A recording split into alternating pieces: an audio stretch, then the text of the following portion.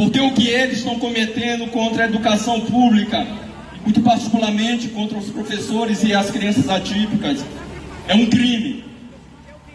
Também queria parabenizar a direção do Cine Educação por estar fazendo esse ato aqui num dia muito importante e lamentar a ausência da direção do Simproecema, que infelizmente transformou aquele sindicato no puxadinho do governo do Estado. Hoje é uma ferramenta contra a categoria, e inclusive na última eleição isso se refletiu. Não existe o mínimo de democracia na direção do Simproecema, e a ausência deles aqui reflete isso. Eu também queria, antes de entrar num tema específico aqui do nosso ato, lembrar que esse mês, há 3 semanas atrás, completou 61 anos de um golpe militar, civil e empresarial nesse país. Foram mais de 20 anos de muito sofrimento da classe trabalhadora, de muito ataque à classe trabalhadora, de prisões ilegais, de tortura, de estupro e inclusive de muitos assassinatos. E não à toa, naquele período, a educação pública foi muito, mas muito atacada, com a exclusão de várias disciplinas, a redução da jornada, da carga horária de outras disciplinas. No lugar colocaram a SPB, Educação Moral e Cívica, justamente para controlar ideologicamente a classe trabalhadora e a juventude, mas mesmo assim quem derrubou a ditadura militar foi a classe trabalhadora organizada, foi a juventude, foram os professores, foram os camponeses, e não José Sarney, como a Mirante tem feito propaganda enganosa, que foi justamente um político que defendeu a ditadura militar até o momento em que a classe trabalhadora se levantou. E por que eu estou falando isso? Porque nesse momento também, camaradas, tem um ataque muito pesado contra a educação pública, e é muito importante que a gente tenha a dimensão desses ataques, que não são ataques apenas do nível econômico. O adoecimento de professores, que já foi falado várias vezes aqui, que sai de um patamar. Hoje a maioria dos professores que estão doentes não são mais doenças chamadas doenças vocais. Desculpe, a maioria dos professores. O assédio nas escolas está num nível muito elevado.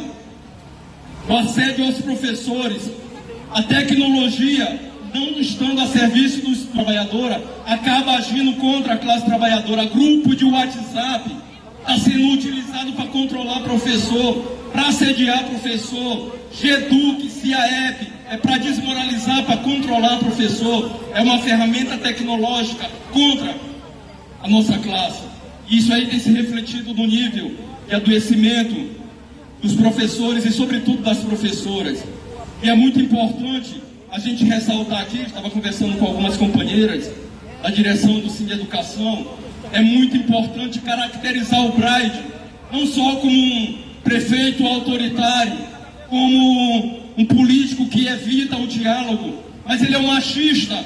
Ele não reúne com a direção de um sindicato que é formado majoritariamente por mulheres. A presidente é mulher, a vice é mulher, a Sheila, a Esther.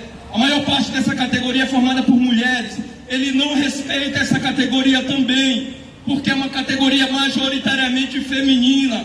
E para esses machistas, trabalho na educação pública, sobretudo das professoras, é igual ao trabalho doméstico, é trabalho invisibilizado, não merece respeito.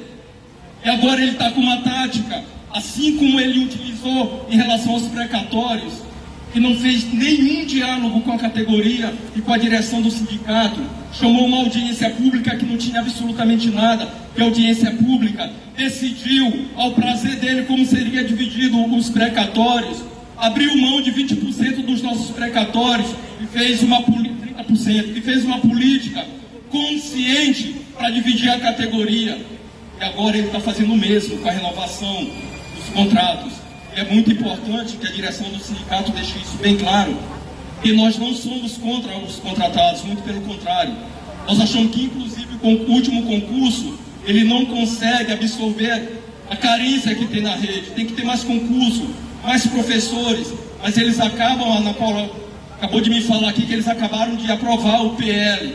Isso tem como objetivo, sim, aumentar mais ainda a precarização da educação, mas também dividir a categoria, jogar professores contratados contra os professores efetivos, jogar os professores efetivos quantos professores contratados. E a nível estadual também não é igual. Os ataques seguem, por isso também, porque a direção do sindicato se transformou num puxadinho, uma extensão do governo Brandão. Não sei se os companheiros e as companheiras aqui estão sabendo, mas alguns meses atrás, nessa Câmara de Deputados estaduais aqui, a Mical Damasceno aprovou um PL que impede que as escolas públicas façam debate de questão de gênero. De acordo com o PL que foi aprovado e foi sancionado pelo governo Brandão, as escolas públicas que fizerem debate sobre gênero, que os filhos não comunicarem os pais, que os pais não permitirem os filhos a participar desse debate, que é extremamente importante, num dos estados que mais mata mulheres, mais mata as pessoas LGBTs, a escola pode ser punida. Se for reincidente, pode ser multada em R$90 mil e pode ser até fechada a escola pública. Esses são os tipos de governo que nós temos, como o governo do Braide e o governo do Brandão. Mas infelizmente também, e o Saulo já colocou isso muito bem aqui, o governo em nível federal também não é muito diferente. O governo Lula está utilizando o dinheiro do BNDES para privatizar escolas públicas, como aconteceu em São Paulo, no governo Tarcísio, que é um governo de extrema direita, que tem perseguido os professores, mas como aconteceu também no Piauí, estão entregando escolas públicas, instituições públicas, com dinheiro do BNDES, que deveria ser dinheiro, inclusive, utilizado para fortalecer os serviços públicos. E, por último, queria chamar a atenção num tema que tem a ver com o que eu falei no início, que é o processo de militarização das nossas escolas. Muitas das vezes, muitos professores, muitas professoras acabam sendo ganho para esse tipo de política, em função da indisciplina, que tem a ver também com o problema de falta de estrutura e tudo isso que já foi falado aqui.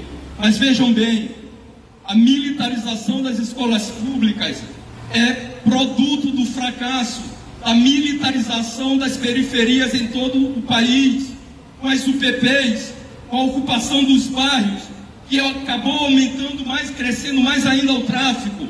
À medida que o processo de militarização dos bairros de periferia fracassou, a militarização vai para dentro das escolas públicas. E nós não podemos aceitar isso, porque até os policiais de baixa patente são contra a militarização.